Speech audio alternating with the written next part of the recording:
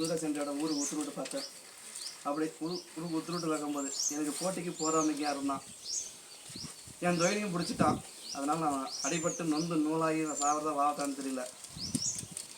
பூமாலை குறி திருவண்ணாமலை யாருப்பா ஆள் இல்லையா? வாங்க வாங்க டக்குன்னு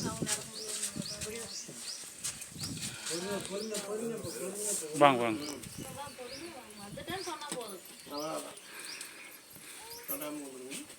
என்ன தொழில்?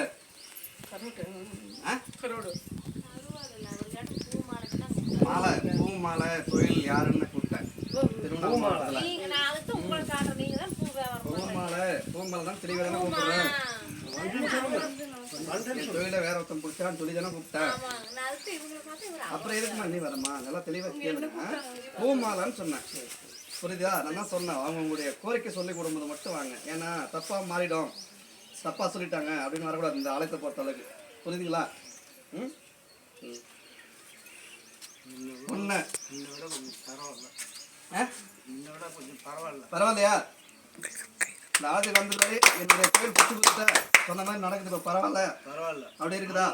இன்னும் வளர்த்து கொடுத்துட்றேன். அவங்க கூட இருக்கிறவங்க என்ன செய்யணுமோ அதை நான் செஞ்சு கொடுத்துட்றேன். அந்த மாலை போட்டதுல இருந்து சந்தோஷமா இருக்கிறியா? அது போதுமா?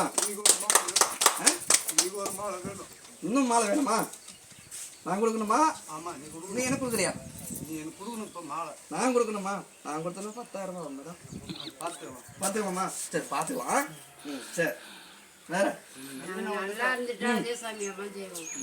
ரொம்ப கடங்க என்னுடைய கனியை என்னுடைய திருநிறம் என்னுடைய மாலையை கொண்டு உன் கடையில் போட்ட பின்னாடி என்னுடைய சர்பத்தை வந்து உன் கடையில் வந்து நோய்ஞ்சி வெளியே போச்சு. கண்ணால் பார்த்தியா பார்க்கலையா? பார்த்தேன்.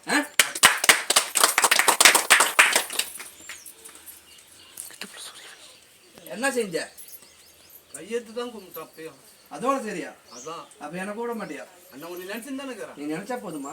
நான் வந்தேன்னா என்ன செய்யணும், நான் எப்படிப்பட்ட ஆளுன்னு உனக்கு தெரியுமா தெரியாதா? தெரியுமே. நான் வந்தால் உன்னுடைய நான் பல ரூபத்தில் வருவேன். உன் மனைக்கும் வருவேன், உன் கடைக்கும் வருவேன், உன்னுடைய தொழிலையும் பார்ப்பேன், உனக்கு போறவ பட்சத்தில் இருக்கணும் அதையும் நான் கணக்கெடுத்து பார்ப்பேன். நான் வந்தாலே எனக்கு இந்த மாதிரியும் கொடுக்கணும், இதையும் கொடுத்து அங்கே வை பெட்டிகளில் வச்சிரு.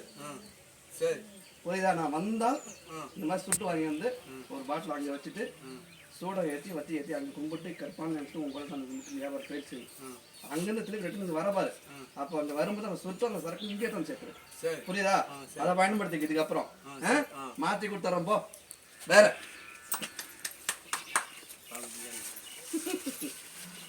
அப்போதானே அப்பா எப்படி பிள்ளை எப்படின்னு பார்ப்பீங்க.